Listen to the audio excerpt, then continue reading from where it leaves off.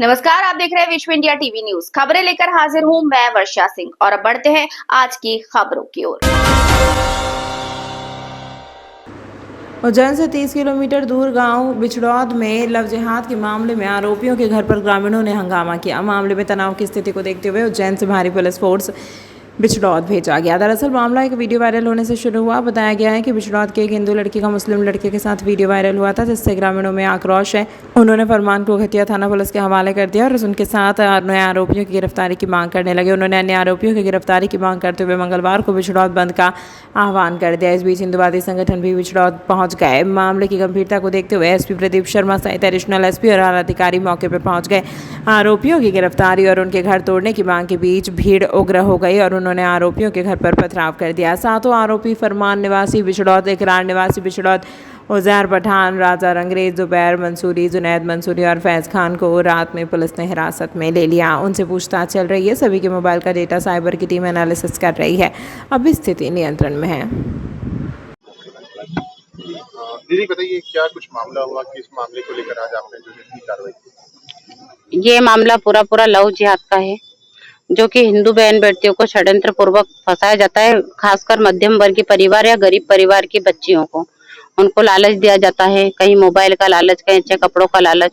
और उनको ऐसी जानकारी हमको बिछड़ौद नगर की लगी थी, तो हमारे जो जनप्रतिनिधि है और हिंदू समाज के भाई है, उन लोगों को जानकारी लगी कि फरमान नाम का युवक है जो बच्चियों के साथ में इस प्रकार की ब्लैकमेलिंग का और अश्लील वीडियो बनाना, उनके नग्न अवस्था में बिल्कुल कपड़े नहीं होना, ऐसे वीडियो बनाना, फिर उनके साथ में बाद में उस वीडियो का ब्लैकमेलिंग करके शोषण करना। तो जब हिंदू समाज के मेरे भाइयों ने उनको पकड़ा तो उसके साथ में बहुत सारे वीडियो उसके मोबाइल में और फोटो निकले हैं। तो हम लोग उसी के निमित्त सारा सकल हिंदू समाज यहाँ पर है और प्रशासन के पास में यही निवेदन लेके जा रहे हैं कि उस पर दंडात्मक कार्रवाई हो और सख्त से सख्त कार्रवाई हो और भी उससे पूछताछ की जाए कि ऐसी हिंदू समाज की बच्चियों के साथ में कहीं उसका और अफेयर हो और गलत प्रभाव ना गिरे और कहीं ना कहीं ये भी हत्या का शिकार ना हो, 36 टुकड़ों का प्रमाण ना बने, जैसा कि अभी भोपाल में भी हुआ है। तो 2 दिन पूर्व भी भोपाल में एक टीम का गठन हुआ है। आपको किस तरीके से पता चला कि ऐसी घटना हुई है गांव की? वो मेरे को ऐसा पता चला कि उसका मोबाइल जो था किसी को बता रहा था वो, तो जो हिंदू भाई लोग हैं उन्होंने देखा कि यार ये क्या है, तो उसमें एक बच्ची का बिल्कुल नग्न अवस्था में बिना कपड़ों में वीडियो था। जब उसको पकड़ा गया और उसको हाथापाई भी हुई, डराया धमकाया भी, तब उसने एक्सेप्ट किया कि इन बच्चों से मेरा संपर्क है और इन बच्चों के वीडियो मेरे पास है। कितने बच्चियों को अपना शिकार बनाया? अभी तक हमारे पास 8 बच्चियों का नाम आया है, जिसमें से 2 बच्चियों ने एक्सेप्ट किया है, एक बच्चे से पूछताछ चल रही है और भी बच्चियों तक हमारी टीम पूरी पहुंचने का प्रयास कर रही है। कितने लोग हैं? ये तो 2 लोग हैं। फरमान जो है वो स्वयं वो करता है, अफेयर करता है, उनसे षड्यंत्र पूर्वक प्रेम पूर्वक बातचीत करता है और इकरार उसका जो दोस्त है वो वीडियो और फोटो लेता है। अभी आप घटिया थाने आए, क्या कुछ कार्रवाई की गई है? अभी हम सर से नहीं मिले, हम बच्चियों से पूछताछ कर रहे हैं और हमारा घटिया थाने पे प्रशासन से यही निवेदन है कि वो हमारे साथ में बच्चियों के प्रति अच्छा सा व्यवहार करते हो। जो आरोपी है उस पर दंडात्मक कार्रवाई हो और उस पर पास्को के तहत कार्रवाई होना चाहिए, चूंकि बच्चियां नाबालिग है। आपको अभी किस तरीके का आश्वासन जिला प्रशासन की ओर से दिया गया पुलिस को? अभी तो हम लोग का संपर्क हुआ है तो उन्होंने कहा है कि हम आपके साथ हैं, लेकिन मेरे जो भाई हैं जिन्होंने इस पूरे रेस्क्यू टीम को रेस्क्यू किया है, उनको भी शायद टीआई साहब का फोन आया और टीआई साहब ने ये कहा कि तुमने पूरा माहौल खराब किया है तो तुम्हारी जिंदगी खराब कर देंगे। अब मैं टीआई साहब से एक ही प्रश्न करती हूँ कि अगर उनकी जिंदगी खराब होगी तो इन 8 बच्चियों की जिंदगी कौन संभालेगा? आपका नाम बताइए। नीलू चौहान, हिंदू जागरण मंच जिला प्रांत कार्यकारिणी सदस्य। सकल हिंदू समाज के साथ में हूँ मैं, वो तो सकल हिंदू समाज का ही जिक्र करें, मेरा जिक्र ना करें। कल रात में एक सूचना प्राप्त हुई थी कि एक वीडियो वायरल हुआ है जिसके संबंध में जिसमें जो एक लड़की और लड़के का है, उसके संबंध में तत्काल थाना प्रभारी और टीम जब गांव पहुंचे तो ग्रामीणों की मदद से एक मुख्य आरोपी को हिरासत में लिया गया। उसके बाद प्रोएक्टिवली रात में जब उससे पूछताछ की गई और उसके फ़ोन खंगाला गया तो कई लड़कियों के संपर्क में होना पाया गया और कुछ अश्लील वीडियो भी उसके फ़ोन में प्राप्त हुए, जिसके बाद सभी 7 आरोपियों को चिन्हित किया गया और उन 7 आरोपियों को रात में ही राउंड अप कर लिया गया। अभी जो पीड़ित बच्चियां हैं उनके माता पिता से और बच्चियों से संपर्क किया जा रहा है। हमारी महिला अधिकारी भी मौके पर हैं और उनकी काउंसलिंग की जा रही है और उनको प्रोत्साहित किया जा रहा है। अभी 2 बच्चियों की तरफ से FIR दर्ज की जा रही है। अभी हमारी साइबर की टीम है वो 7 आरोपियों के मोबाइल का एनालिसिस भी कर रही है और उनका जो सोशल प्रोफाइलिंग है, सोशल मीडिया एग्जिस्टेंस है। और एक, क्योंकि इसमें हमें उम्मीद है कि इसमें 2 से ज़्यादा भी पीड़िता हो सकती है, तो इसको लेकर हमने यहाँ लोकल स्तर पे भी एडिशनल SP साहब के नेतृत्व में एक SIT गठित की है और अन्य जो भी आरोपी आते हैं उन सभी के ऊपर 10-10 हज़ार रुपये का इनाम घोषित किया गया। कोई हंगामा भी हुआ था सर आज? सुबह ग्राम बिछड़ोद में कुछ ग्रामीण इकट्ठे हुए थे, जिनको बाद में बता दिया गया है कि 7 जो चिन्हित आरोपी हैं उनको ऑलरेडी रात में हिरासत में ले लिया गया और उनसे पूछताछ की जा रही है। उनके माध्यम से पीड़ितों के परिजनों से भी संपर्क किया गया और उनको समझाइश दी गई है कि इनको हौसला अफजाई करें, जिससे ये आगे बढ़ के रिपोर्ट करें और उसमें कड़ी कार्रवाई की जाए। अश्लील चैट और वीडियो का क्या मामला है, इस पर क्या स्पष्ट है? इनके एक वीडियो जो रात में वायरल हुआ था ये अश्लील है। इसके साथ जो मुख्य आरोपी है फरमान, उसके मोबाइल में इंस्टाग्राम और अन्य सोशल मीडिया प्रोफाइल्स के माध्यम से चैटिंग हम लोगों को संज्ञान में आई है, जिसमें कई महिलाओं से ये संपर्क में है। इसके साथ इसके मोबाइल में इससे जुड़े हुए जो 6 साथी हैं उनके भी कुछ अश्लील फोटो और अश्लील चैट इनके मोबाइल में बरामद की गई है। उन 7 मोबाइल्स को अभी हमारी टीम, जो साइबर की टीम है, वो एनालिसिस कर रही है और सभी में आरोपियों को और अन्य आरोपियों को और पीड़ितों को चिन्हित करने का प्रयास निरंतर जारी है। मध्य प्रदेश माध्यमिक शिक्षा मंडल की 10वीं और 12वीं क्लास की परीक्षा परिणाम मंगलवार को सुबह मुख्यमंत्री डॉक्टर मोहन यादव ने जारी कर दी है, जिसमें 10वीं में सिंगरौली की छात्रा प्रज्ञा जायसवाल ने 500 में से 500 अंक प्राप्त कर प्रदेश में टॉप किया है। वहीं उज्जैन के शास्त्री नगर सरकारी उत्कृष्ट स्कूल की सुहानी प्रजापति ने 99.4% के साथ प्रदेश में चौथा स्थान हासिल किया है। MP बोर्ड ने मंगलवार को सुबह 10वीं और 12वीं का रिजल्ट घोषित कर दिया है। हायर सेकेंडरी की परीक्षा में उज्जैन जिले से कुल 12वीं में 15,599 स्टूडेंट शामिल हुए। MP बोर्ड में 10वीं की बात करें तो हाई स्कूल एवं इंटरमीडिएट की परीक्षा में उन्हें जिले के कुल 24,174 विद्यार्थियों ने परीक्षा दी थी। उज्जैन के शास्त्री नगर स्थित शासकीय उत्कृष्ट विद्यालय की छात्रा सुहानी प्रजापति ने 99.4% के साथ प्रदेश में चौथा स्थान हासिल किया है, जिसकी प्रशंसा पूरे प्रदेश में हो रही है। सुहानी प्रजापति इंजीनियर बनना चाहती हैं। अपनी सफलता का पूरा श्रेय सुहानी अपने पापा उत्तम प्रजापति, मम्मी सविता प्रजापति और गुरु को देती हैं। उज्जैन के शास्त्री नगर सरकारी उत्कृष्ट स्कूल की सुहानी प्रजापति के पिता ई-रिक्शा चलाकर अपने परिवार का पालन पोषण करते हैं। सुहानी ने बताया कि उनके पिता की इस मेहनत से ही आज वह यह मुकाम हासिल किया है। इस वर्ष 10वीं और 12वीं के कुल 9,53,000 छात्र छात्राओं ने परीक्षा दी थी। इनमें से 76.22% पास हुए हैं। उज्जैन जिले में हाई स्कूल एवं इंटरमीडिएट की परीक्षा में कुल 24,174 विद्यार्थियों ने परीक्षा दी थी। घटिया में 991, खाचरोद 4,754, बड़नगर 3,502, महिदपुर 3,315, उज्जैन 8,761 और तराना से 2,851 परीक्षार्थी शामिल हुए थे। इसमें प्राइवेट परीक्षा देने वाले छात्र छात्राएं भी शामिल हैं। बेटा, आज आपका रिजल्ट आया है, आज आपने प्रदेश में चौथा स्थान प्राप्त किया 10वीं की परीक्षा में। जिस तरीके से आपने तैयारी की थी, रिजल्ट का जब आपको पता चला तो कैसा महसूस हुआ? थोड़ा डर तो लग रहा था, पर फिर जब रिजल्ट आया तो मेहनत तो शुरू स्टार्टिंग से करी 10th की। पूरे साल आपने किस तरह से पढ़ाई करी, मोबाइल से कितना दूर रहे और कब से इसमें मोबाइल कितना सार्थक रहा? मोबाइल से बस समझने का, मतलब जो पढ़ने का काम था वही करा है, बाकी तो मोबाइल से सोशल मीडिया वगैरह सब बंद करके ही करा। पूरे 1 साल? हाँ, पूरे 1 साल स्टार्टिंग से। पढ़ाई को लेकर तो कितना समय देते थे? पढ़ाई को 2-3 घंटे डेली। कितना सपोर्ट रहा टीचर्स का और पेरेंट्स का? ज़्यादा सपोर्ट ही रहा है, पेरेंट्स का, टीचर्स का भी, और कोचिंग पे भी अच्छा सपोर्ट रहा है। क्या हॉबीज है आपकी? हॉबीज तो डांसिंग वगैरह में भी इंटरेस्ट है। 11वीं में क्या सब्जेक्ट लोगे और क्या लक्ष्य है आपका कि लाइफ में क्या बनना है?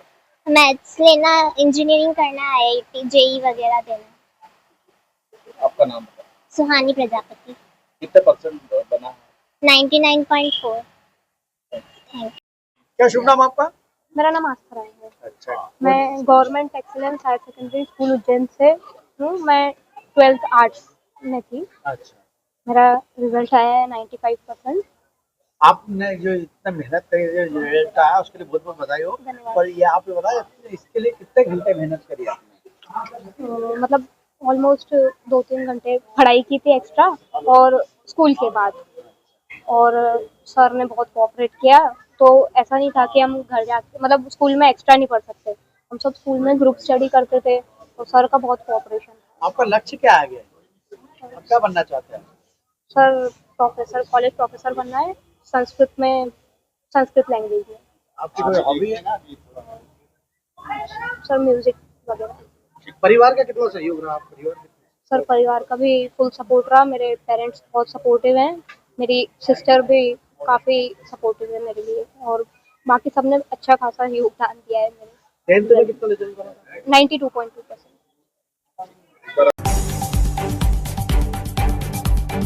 उज्जैन के देवास रोड पर बीती रात डिवाइन वैली में कई दुकानों में एक साथ आग लग गई। आग इतनी भीषण थी कि फायर ब्रिगेड के पहुंचने से पहले ही आग पहली मंजिल के ऑफिस और स्पा सेंटर तक पहुंच गई।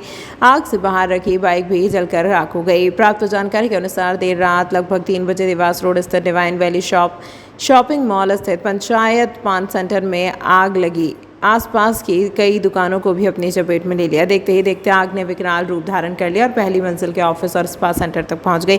आसपास के दुकानदारों ने बताया कि बारिश के कारण बार बार लाइट बंद चालू हो रही थी। सब में बताया जिसके चलते शॉर्ट सर्किट हुआ होगा और आग लग गई।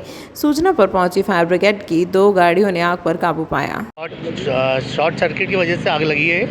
कम से कम 2 से 3 दुकानें हैं जो कि जिसमें आग लगी है ये, और जिसमें राजधानी, एवरफ्रेश, मानसरोवर एवरफ्रेश, और उसके पास में एक पुरानी जो बंद हो चुकी है वाइन शॉप थी। वाइन शॉप बोले तो रेड वाइन शॉप, ठीक है। इसके अलावा कुछ नुकसान हुआ है। ये सुबह हम लोगों को भी 3 बजे के आसपास का हादसा बताया गया है, और फायर ब्रिगेड वगैरह को बुला के और आग पे काबू पा लिया गया है। यानी कि मेरे हिसाब से अगर मैं देख रहा हूँ तो राजधानी तो बिल्कुल बची नहीं है, और हमारे उसके पास में हमारी मानसरोवर है, तो उसमें थोड़ा सा स्टॉक वगैरह हमारा बच गया है। कुछ आगे का बोर्ड है, ACPs वगैरह हैं, यानी आगे अगर देखें तो फ्रंट वाइज सब काफ़ी सारा नुकसान हो चुका है।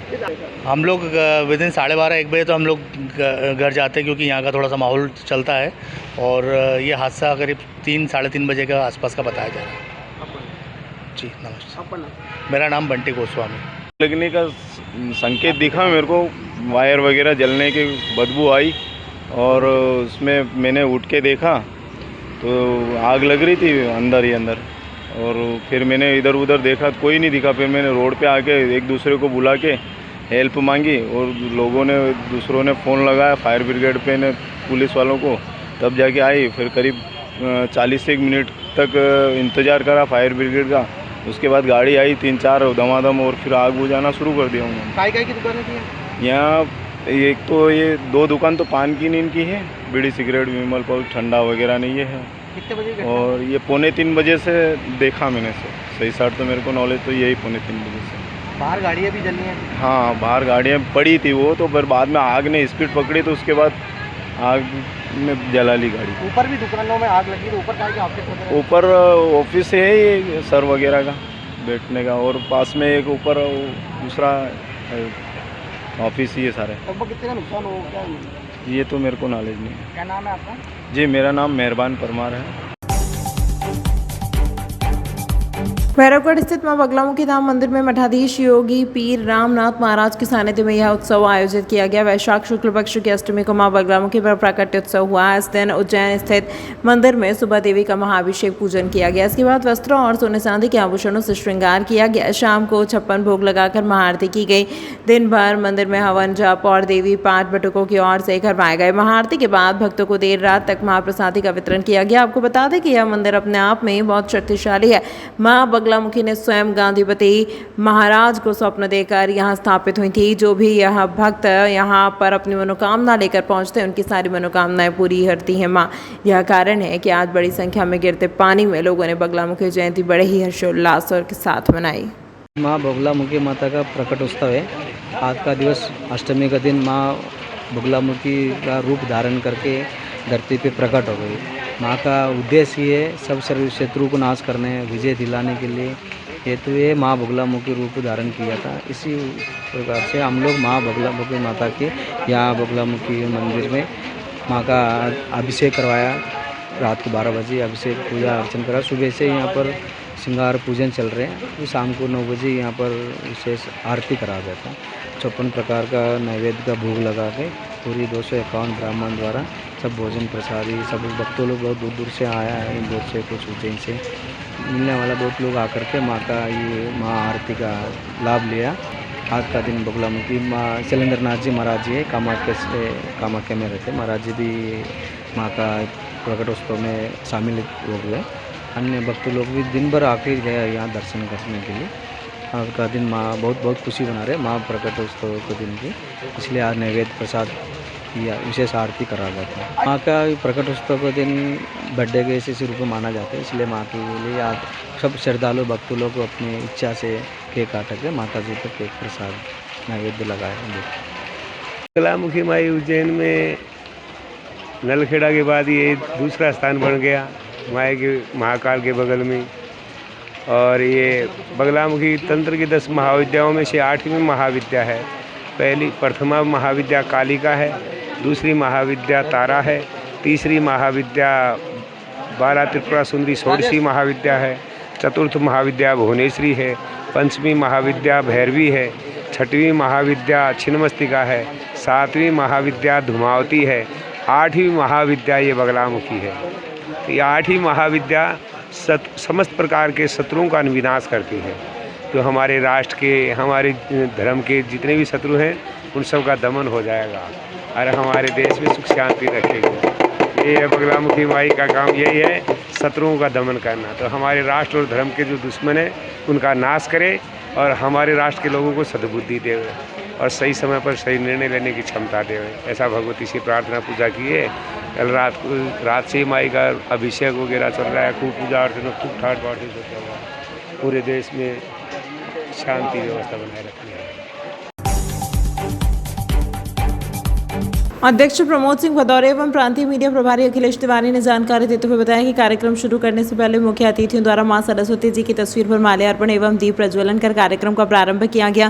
कार्यक्रम में मुख्य अतिथि के रूप में प्रांतीय अध्यक्ष महेंद्र प्रताप सिंह परिहार, प्रांतीय कार्यकारिणी अध्यक्ष SPS चौहान, सेवानिवृत्त additional SP NK Tiwari, DSP Praveen Singh Thakur, Ravishankar Mishra, RK Srivastava उपस्थित है। संभागीय सम्मेलन में संगठन को आगे बढ़ाने को लेकर कई मुद्दों पर चर्चा की गई और कार्यक्रम के दौरान संगठन के वित्तीय वर्ष आय व्यय का लेखा जोखा प्रस्तुत किया गया और मध्य प्रदेश सरकार के द्वारा पेंशनर्स को समय पर महंगाई राहत प्रदान नहीं की जाने के संबंध में अगली आंदोलन धरना प्रदर्शन की रणनीति पर भी विचार किया। मंचासीन अतिथियों के द्वारा अपने अपने विचार व्यक्त किए गए व संगठन के प्रति अपनी निष्ठा व्यक्त की। कार्यक्रम में 75 वर्ष से ऊपर आय पूरी करने करने वाले पुलिस पेंशनर्स दुपट्टा पगड़ी पहनाकर स्वागत सम्मान किया गया। कार्यक्रम का संचालन समाज सेवी BK खंडेलवाल ने किया और आभार प्रांतीय उपाध्यक्ष योगेंद्र सिंह सेंगर नमाना। कार्यक्रम में प्रतिष्ठित व्यापारी व समाज सेवी राजेश अग्रवाल के द्वारा अतिथियों एवं पदाधिकारियों का साफा बांधकर व दुपट्टा पहनाकर सम्मान किया गया। वहीं आतंकवादियों द्वारा गोली मारकर की गई हत्या के 27 दिवंगत आत्माओं के लिए 2 मिनट का मौन रखकर मंत्रोपचार के साथ उपश्रद्धांजलि अर्पित की गई, जिसके बाद भोजन प्रसाद अच्छा जाता है। पुलिस जो भी कार्य करती है मेहनत और लगन से करती है, ईमानदारी से करती है, उसका परिणाम ये रहता है कि सभी लोग प्रसन्न हैं, स्वस्थ हैं और जो प्रोग्राम किया गया बहुत ही सारगर्भित है। इसमें हमारे महत्वपूर्ण बात ये है कि हमारे संघ को जो है यहाँ के व्यापारी राजेश अग्रवाल जी का अच्छा सहयोग रहा है। उन्होंने हमारे सबके संघ के लोगों को साफा पहनाकर दुपट्टा पहनाकर जो स्वागत किया है वो अविस्मरणीय रहेगा हमेशा। मेरा नाम SPS चौहान, प्रांतीय कार्यकारी। ये पुलिस पेंशनर संघ मध्य प्रदेश की ओर से आज पुलिस पेंशनर संघ जिला इकाई उज्जैन और पुलिस पेंशनर संघ इकाई इंदौर के तत्वावधान में जो है यहाँ पर एक संभागीय सम्मेलन आयोजित किया गया था। इसमें जो है हमारे जिला आगर, जिला देवास, शाजापुर, उज्जैन, मंदसौर, नीमच और रतलाम और उज्जैन के जो है करीब 200 सदस्यगण उपस्थित हुए हैं आज यहाँ पर। और सबसे इसका मूल उद्देश्य था कि हमारे संगठन के बारे में जो है पिछली जो भी गतिविधियाँ की गई हैं उस संबंध में जो हमारे यहाँ पर उपस्थित सदस्यों से चर्चा की जाना चाहिए थी और संगठन के क्रियाकलापों के बारे में यहाँ सबसे चर्चा की गई है और आगे जो है संगठन के द्वारा क्या क्रियाकलाप किए जाना है उस संबंध में चर्चा की गई है। मध्य प्रदेश सरकार के द्वारा हमारे पेंशनर्स को जो है पिछले करीब 1 साल से जो है 55% महंगाई राहत नहीं दी जा रही है।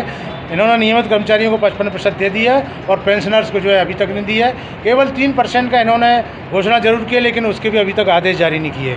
बाकी 2% के लिए इनके द्वारा कोई पहल नहीं की गई है। इस संबंध में आगे क्या रणनीति अपनाई जाएगी, क्या आंदोलन करना है, धरना देना है, ज्ञापन देना है, इस संबंध में चर्चा की गई है।